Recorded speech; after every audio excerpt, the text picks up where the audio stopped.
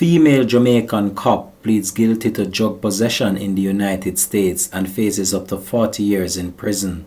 Hi again and welcome. This is Links 007 TV News Report, and we'll be right back with the full details to come. Welcome to Links 007 TV News Report, providing you with the best in local and international news updates. This is a place where you can get the most reliable and informative news information. Links 007 TV News Report. Welcome back and thanks for joining us. This is Links 007 TV News Report. A female police officer from Jamaica who was recently held with cocaine on entering the United States has pleaded guilty in federal district court in Fort Lauderdale to importing the drugs into that country. As part of her guilty plea, the 42-year-old Shelly-Ann Caroline Allen, a Jamaican citizen, admitted to the following.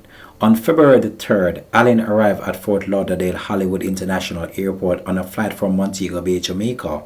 On inspection by U.S. Customs and Border Protection Agency, it revealed that Allen had a package of cocaine inside her vagina and a package of cocaine inside each of her bra caps. Allen also had 90 pellets of packed cocaine inside her stomach, which she had swallowed.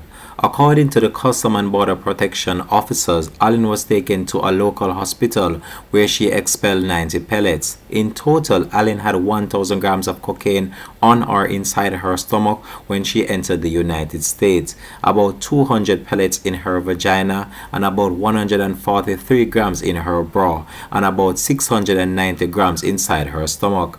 At the time of her arrest, Allen was a law enforcement officer employed to the Jamaica Constabulary Force, JCF. The United States District Judge Rodolfo Reyes II is to sentence Allen on June the 15th at 1:30 p.m. in the Federal District Court in Fort Lauderdale.